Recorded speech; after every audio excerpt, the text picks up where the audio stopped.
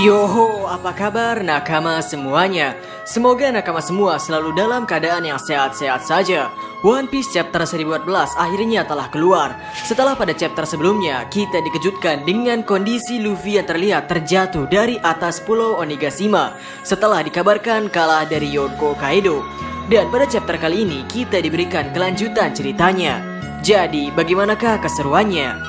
Baiklah, tanpa basa-basi lagi, langsung saja, mari kita mulai. Pada cover chapter 1014 kali ini, terlihat Trafalgar Law yang sedang bermeditasi. Namun ia diganggu oleh macan yang muncul dari gambar di belakangnya. Judul chapter kali ini adalah kehidupan aktor yang berlebihan.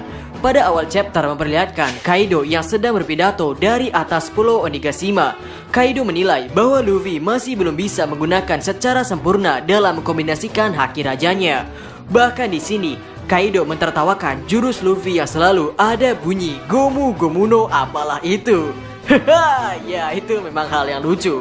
Lalu sambil melihat Luffy yang terjatuh, Kaido mengatakan sesuatu yang sangat menarik, yaitu nampaknya kau pun tidak bisa menjadi Joy Boy. Hoho, sungguh kejutan yang sangat luar biasa. Di sini Eiichiro Oda menunjukkan bahwa Kaido pasti sedikitnya mengetahui tentang sosok Joy Boy. Setelah itu Kaido mendapatkan telepon dari anak buahnya yang melaporkan bahwa ia telah menemukan tempat Momonosuke berada. Dan di sini Kaido juga memerintahkan kepada Bao Fang untuk menyampaikan hasil pertarungannya kepada seluruh penjuru Onigashima. Panel selanjutnya menceritakan kondisi di lantai 3. Di sana memperlihatkan Yamato yang sedang mengamuk sambil menghajar para anak buah Kaido. Dan para anak buah Kaido pun kaget melihat Yamato yang telah dalam kondisi tidak memakai borgol. Lalu panel selanjutnya memperlihatkan kondisi Momonosuke. Di sini Momonosuke tersadar bahwa ia tidak boleh mati. Dan tiba-tiba Momonosuke merasakan seperti sakit kepalanya. Dan kemudian panel berpindah. Panel selanjutnya memperlihatkan kondisi Chopper versus Queen. Di sini terlihat Chopper yang sedang membanting kepala Queen. Ya, ia sudah seperti John Cena. Namun sepertinya Queen tidak merasakan luka dari serangan Chopper ini. Melihat Chopper yang terengah-engah, Queen pun mengejek Chopper yang kelelahan. Dan memang benar saja, menurut Chopper, ia hanya tinggal memiliki sisa waktu kurang dari 10 menit.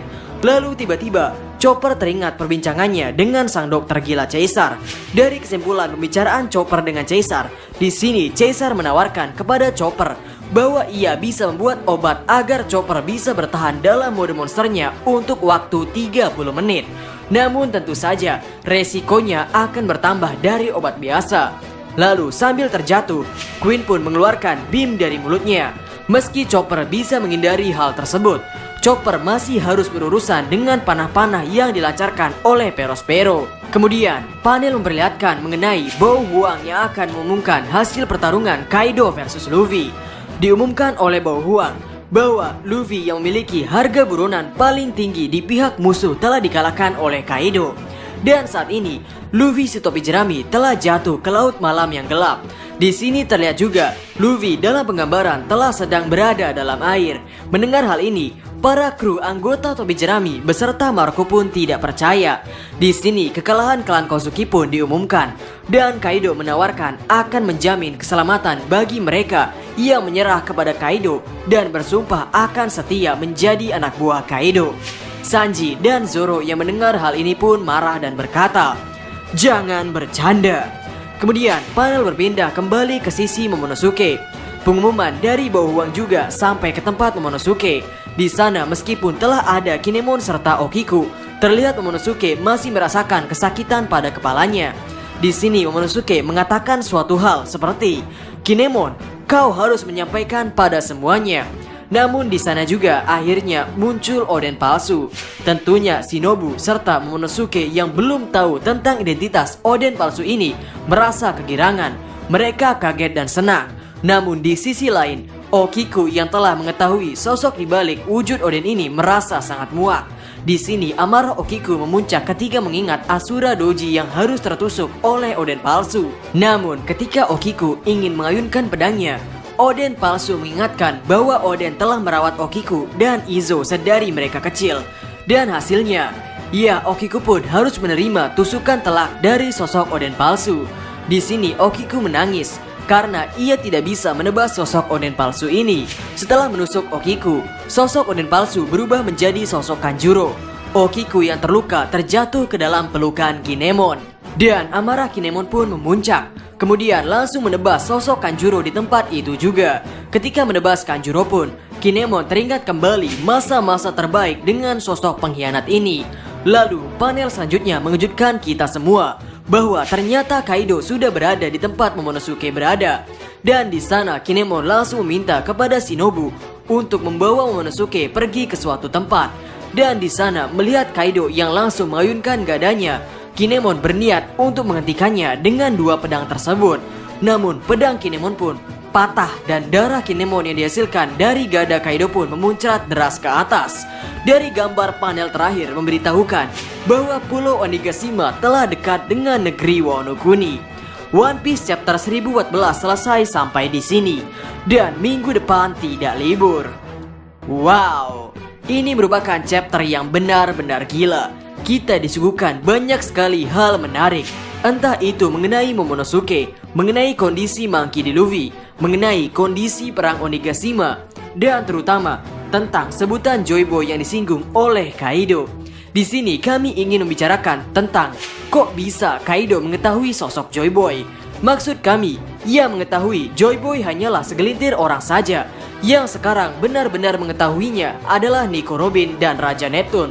Hal itu terjadi karena Robin bisa membaca poneglyph dan Neptune mendapatkan cerita tentang Joy Boy dari leluhurnya. Dan kita semua tahu, dari pihak manapun di dunia ini tidak ada selain Robin yang saat ini bisa membaca poneglyph.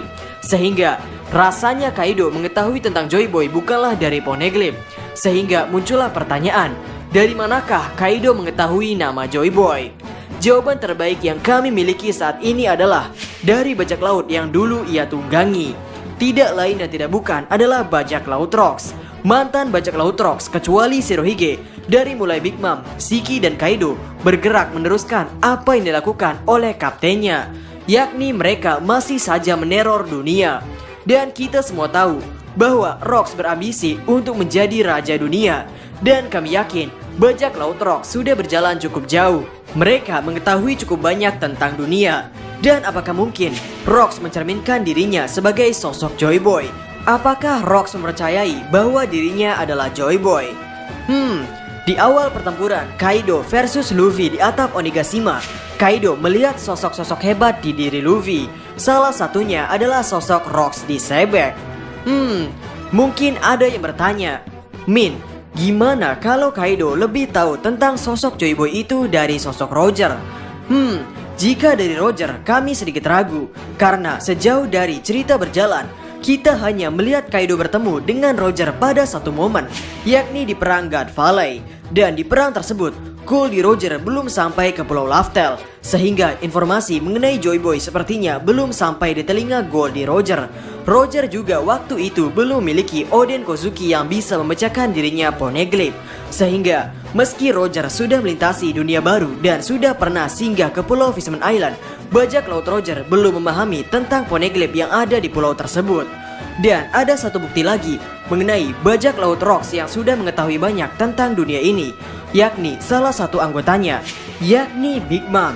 Dahulu kala sebelum Goldie Roger mengetahui bahwa tulisan-tulisan poneglyph atau road poneglyph ini merupakan hal yang penting, bajak laut Big Mom sudah memiliki dan mengamankan salah satu road poneglyph. Ya, ini semakin menarik. Eiichiro Oda benar-benar membuat villain dalam arc ini menjadi berbobot dari segala sisi. Dari sisi kekuatan, Kaido sangat berbobot. Dari segi pengetahuan, Kaido mengetahui tentang adanya senjata kuno serta sosok Joy Boy. Dari segi impian, Oda membuat karakter Kaido berniat untuk menggapai One Piece dan menciptakan perang terbesar dunia. Hanya ada satu hal yang kurang dari sosok Kaido yang sekarang, yakni Eiichiro Oda belum menceritakan rasa sakit yang pernah ia alami. Teruntuk pembahasan yang lainnya akan kami bahas di video khusus. Ya, kami mengatakan hal yang sama di review chapter sebelumnya. Namun selama 2 minggu itu kami tidak membuat video-video baru. Ya, kami mohon maaf. Sebetulnya ada banyak hal yang ingin kami bicarakan. Namun waktu dan moodnya tidak selalu tepat untuk membuat sebuah naskah. Semoga di minggu ini kami bisa lebih rajin lagi membuat video dan mood untuk membuat naskahnya bisa menjadi lebih dapat. Sehingga bagaimana menurut nakama semuanya? Berikan komentar kalian atau berikan koreksi kalian semua atas teori kami tersebut di kolom komentar di bawah. Jadi, kami Diskus OP dan terima kasih banyak.